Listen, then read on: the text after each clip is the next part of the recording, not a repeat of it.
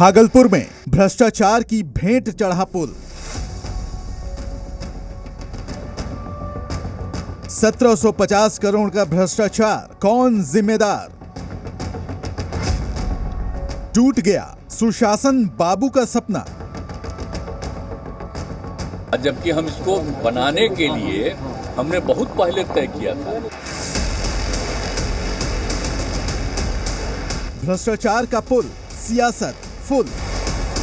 अगर ये कमजोर काम हो रहा था तो क्या कार्रवाई की गई? नमस्कार, आप देख रहे हैं न्यूज स्पेशल और मैं हूं आपके साथ राहुल सिन्हा। बिहार में अगवानी घाट और सुल्तानगंज के बीच गंगा नदी पर बना एक निर्माणाधीन पुल रविवार को ताश के पत्तों की तरह भरभरा कर गिर गया।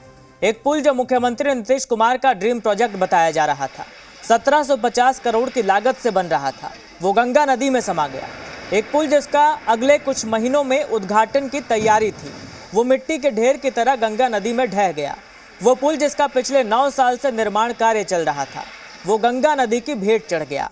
यही नहीं, पिछले साल भी पुल का हिस्सा गिरा था। उस वक्त घटना के जांच के आदेश भी दिए गए थे, लेकिन अब तक उस जांच का क्या हुआ किसी को नहीं पता।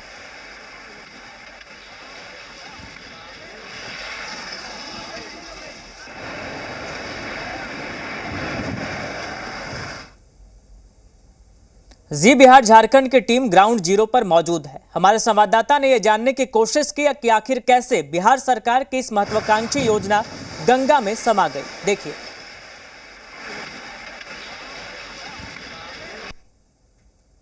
उत्तर बिहार को झारखंड से जोड़ने वाला जो अगवानी सुल्तानगंज पुल है, उसका जो 3 पिलर कल जो है धराशायी हो गया। आप देख सकते हैं कि यह पूरी तरीके से भ्रष्टाचार का भेंट चढ़ गया है। देखिए कि किस तरह से ये इसका मलबा जो है बिखरा पड़ा है और ये पानी में गिरा हुआ है। भले ही कल जो है जो समय ये हादसा हुआ, पुल निर्माण में कम लोग लगे हुए थे, लेकिन जिस तरह से ये हादसा हुआ है, स्थानीय लोग से लेकर के विपक्ष के लोग जो है लगातार सरकार पे हमला बोल रहे हैं और उस पर आरोप लगा रहे हैं कि इसमें अनियमितता हुई है और इसकी उच्च स्तरीय जांच हो। पिछले साल जो हादसा हुआ था, जो 30 अप्रैल 2022 में पुल गिरी थी, उसके लिए भी उच्च स्तरीय जांच कमेटी गठित की गई थी, लेकिन आज तक उसका जांच रिपोर्ट नहीं हो पाया है। लेकिन फिर से एक बड़ा हादसा जो है कहीं ना कहीं पुल निर्माण में लगे जो है एसपी सिंगला कंपनी पर जो है बड़े सवाल खड़े करते हैं और बताएं कि जिस तरह से ये हादसा हुआ है, जो पुल जो धराशायी हुआ है, उसमें अब जो है इस पुल का इस साल जो है उद्घाटन होना था, आवागमन इस पर चालू होना था, लेकिन जिस तरह से ये ज़मीन दोज हो गया, जिस तरह से ये पानी में समा गया है, अभी इस पर जो है कह पाना कि अब कब तक चालू हो पाएगा, इसमें ये बहुत मुश्किल है। हमारे साथ कुछ स्थानीय लोग हैं, हम उनसे बात करते हैं कि क्या परेशानी हुई है, किस तरह से यह हादसा हुआ। अगवानी नदी खगड़िया डिस्ट्रिक्ट को और अगवानी हम लोग का गांव हुआ। अगवानी पर्वतता को जोड़ने थी, सुल्तानगंज से जोड़ने वाली पुल है, जो कि पिछले बार कहा गया था कि आंधी में पुल गिर गया। ठीक है, उस टाइम उच्च स्तरीय इसका जांच होना चाहिए था, जो कि सही समय पे सही जांच नहीं हो पाया, जिसके कारण फिर से काम चालू हुआ। और ठीक है, आज फिर इस कंडीशन में हमारा पुल जो कि फिर पानी में समा चुका है। इसका हम माननीय मुख्यमंत्री जी से यही कहना चाहेंगे, इसका उच्च स्तरीय जाँच कराया जाए, उच्च पदाधिकारी से जांच कराया जाए, ताकि फिर जीवन में फिर ऐसा कभी मतलब घटना नहीं हो। इस साल तो ये पुल चालू होने वाला था, ये अंदाजा लगाया जा सकता था, लेकिन अब क्या होगा? अब क्या होगा कि अब फिर से काम, यही हम लोग का सपना था, एक सपना था कि हम लोग का पुल जल्द से जल्द बनेगा और हम लोग का आवागमन सुल्तानगंज से जोड़ा जाएगा, भागलपुर से जोड़ा जाएगा, लेकिन अब सपना फिर से सपना ही रह गया। अब पता नहीं कब ये फिर कब तैयार होगा, कब हम लोग का सपना फिर पूरा होगा। हमको तो लगता है ये छुई मुई का गाछ होता है ना, वृक्ष, उसी तरह का पुल दिख रहा है कि छोड़े से गिरा जाता है। अभी तो आवागमन चालू नहीं हुआ है और फिर पुल गिर रहा है, तो चलने के बाद क्या होगा? चलने के बाद तो पता नहीं क्या होता, उसका भी गुणवत्ता अलग होगा, खराब होगा क्या। जब इसका जांच होनी चाहिए। 5 दशकों का सपना अब लगता है कि और दूर हो गया है। जाहिर सी बात है कि जिस तरह से स्थानीय लोग जो है लगातार आरोप लगा रहे हैं, जिस तरह से इसके गुणवत्ता पे सवाल खड़े कर रहे हैं, तो सरकार को भी इसके जो है उच्च स्तरीय जांच करवानी चाहिए और इस पुल बन रही है उसको जल्द से जल्द शुरू करने का जो है कवायद करनी चाहिए। हितेश कुमार, जी मीडिया, खगड़िया।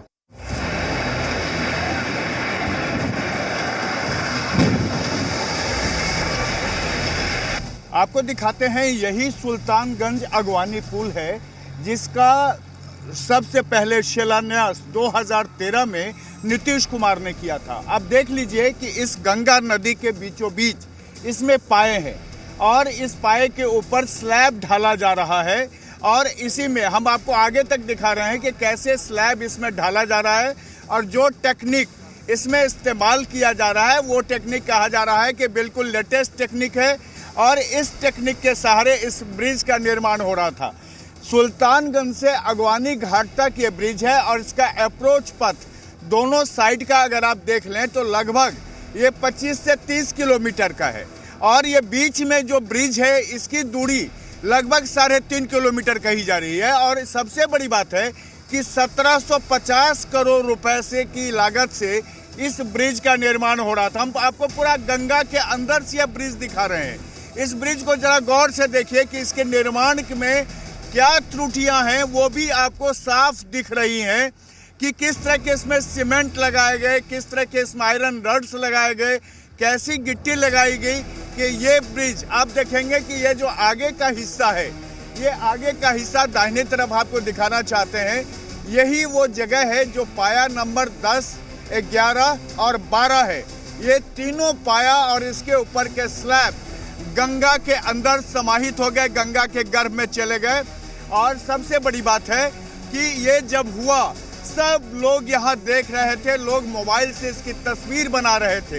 ये समझ लीजिए इसमें भ्रष्टाचार और लोगों का भरोसा दोनों ही टूटा है। भ्रष्टाचार का जो बिहार में आलम है उसका ये जीता जागता नमूना है ये ब्रिज और इस ब्रिज के निर्माण में 2019 में इसको पूरा किया जाना था, लेकिन सबसे बड़ी बात है कि 2020, 2021 में इसको एक्सटेंशन दिया गया, 2022 में भी एक्सटेंशन मिला और 2023 में अब तक ये कंप्लीट नहीं हो पाया और यह जो इसकी राशि है, जो इसके निर्माण में लागत की राशि वो 1700 से 1750 करोड़ हो गई। एसपी सिंगला कंपनी के जिम्मे इसके निर्माण का कार्य है और ऐसे में ये तीन आप देखते हैं जो पाया बीच में बिल्कुल गंगा में समाहित हो गए। ये तीनों के पास आपको ले चल रहे हैं, आप देखेंगे और देख के हैरान हो जाएंगे कि ये बिहार सरकार इस ब्रिज का निर्माण कर रही थी। इसी ब्रिज से पूरे सुल्तानगंज से खगड़िया को जोड़ा जाना था और ये कांवड़िया पथ का भी वो हिस्सा है जिससे इस ब्रिज से लाखों लोगों को गुजरना था। आप अंदाजा कर लीजिए सहज कि महज ये जब ब्रिज गिरा, ये निर्माण के दौरान गिरा नहीं, अगर इस पर ये निर्माण कार्य पूरा हो गया होता, इस पर आवागमन चालू होता तो क्या स्थिति होती। भ्रष्टाचार का इससे जीता जागता नमूना आपको पूरे बिहार में नहीं मिलेगा, जहां ये ब्रिज निर्माण के दौरान 2 बार गिरा और 2 बार में 2022 में जब ये ब्रिज गिरा तब एक इंजीनियर की मौत हो गई और आज इस ब्रिज के 3 पाए और स्लैब गंगा में अंदर गर्भ में चले गए।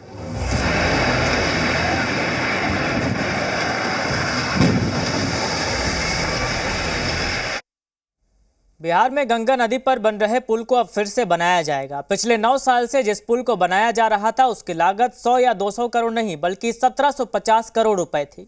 लिहाजा अब इसे लेकर विपक्ष पूछ रहा है कि बिहार की करोड़ों जनता के अरमान को जो धक्का लगा है उसकी भरपाई कौन करेगा।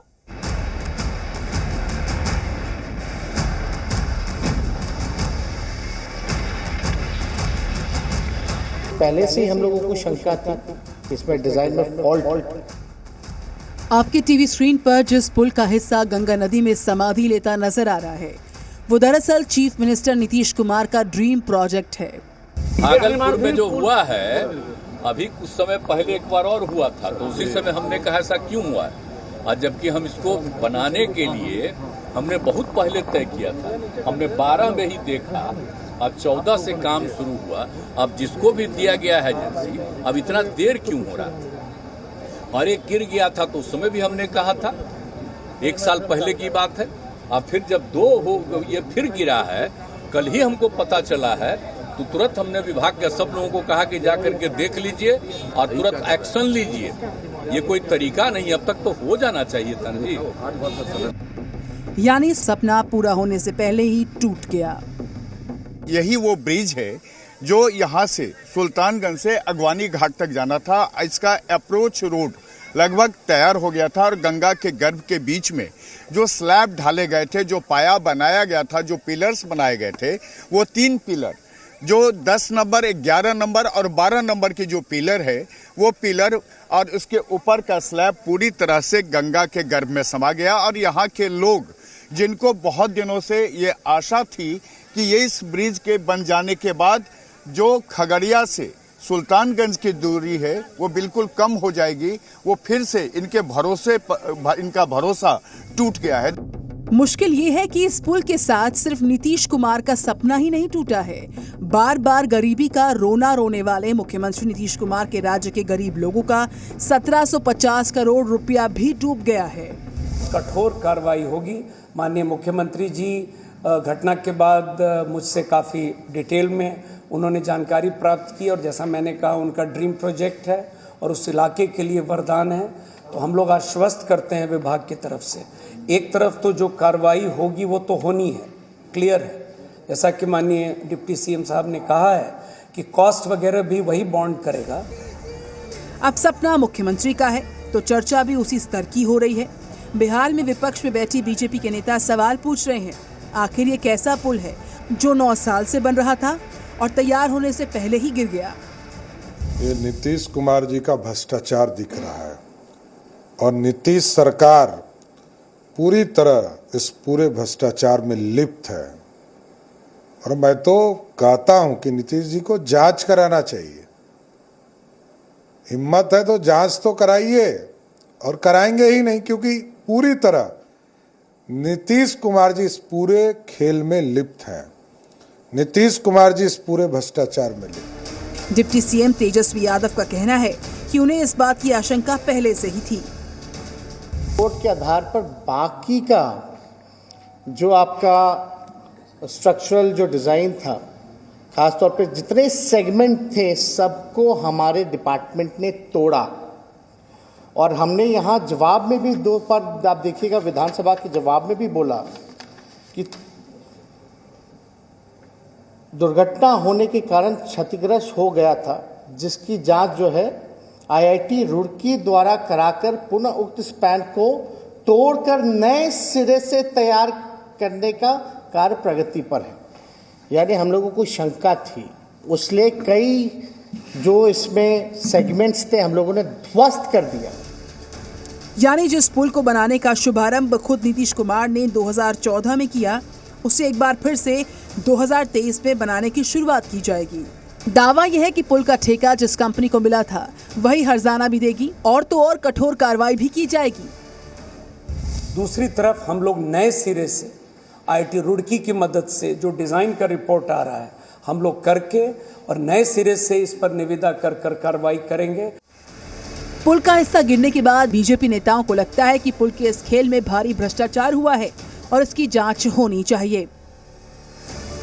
ये सिंगला कंपनी जितना भी काम वहां करती है, खासकर बिहार में, सबसे ज़्यादा बिहार से ही वो कंपनी बढ़ी है। लेकिन वो तो खुदा का शुक्र है कि कई जगह पुल अभी सही सलामत है, लेकिन ज़्यादातर पुल जो है बिहार के अंदर, ज़्यादातर पुल का टेंडर इसी को मिलता है, ज़्यादातर पुल यही बनाता है। पुल बनाने में भारी भ्रष्टाचार हुआ है और उसका नतीजा है कि ये पुल उड़ गया है। इसलिए इस कंपनी की पूरी तरह जांच करनी चाहिए। इसकी जांच पूरी तरह से अविलंब होनी चाहिए और साथ ही बिहार सरकार को धृतराष्ट्र की तरह आंखें न मूंद रखें और पुल निर्माण निगम के सभी सेतु की सेफ्टी जांच कराएं। सेफ्टी ऑडिट की जांच अवश्य होनी चाहिए। कहीं कोई समस्या नहीं है। नीतीश कुमार का कहना है कि लोग तो जानते ही हैं। डिजाइन से नहीं मतलब होता है, कंपनी होती है अच्छे से अगर वर्क करवाएगी तो वही हो सकता है, फिर ये पुल दे सकता है। नहीं तो दोबारा ही अभी तो मान लीजिए पानी का लेवल कम है, ठीक है, अभी सावन आएगा पानी का लेवल ज्यादा रहेगा, ये भी गिर सकता है, इसकी भी कोई अभी वैल्यू नहीं है। सरकार थे कल शाम को यहाँ पे, सरकार थे कल शाम को यहाँ पे, आप थे कोई नहीं था। भैया सरकार का बेटा नहीं है ना यहाँ पर, उन्हें काम आता है सिर्फ 5 साल के बाद वोट, जो झूठे वादे करके वोट तो ले लेते हैं हमसे, फिर हमारा खून चूसते रहते हैं। अब लोग पूछने लगे हैं कि किसी ऐसी कंपनी को इतना बड़ा ड्रीम प्रोजेक्ट किसने और क्यों दिया जिसे वो पूरा ही नहीं कर पाई। अब नीतीश जी जनता के सामने क्या बोलेंगे भला। प्रशांत झा के साथ ब्यूरो रिपोर्ट, जी मीडिया। चलिए अब आपको कुछ तस्वीरें दिखाते हैं। इन 3 तस्वीरों के जरिए इस निर्माणाधीन पुल की हालत को समझिए। कल शाम जब इस पुल का एक हिस्सा गंगा नदी में समाया तो आसपास खड़े लोग हैरान रह गए। कुछ लोगों ने मोबाइल फोन से इसका वीडियो बना लिया। अब ये तस्वीरें सोशल मीडिया पर वायरल हो रही हैं। नेता ही नहीं, लोग सवाल पूछ रहे हैं, आखिर तकनीक वाले काम की जिम्मेदारी किसी ऐसी कंपनी को कैसे दे दी गई जो इसे पूरा ही नहीं कर पाई।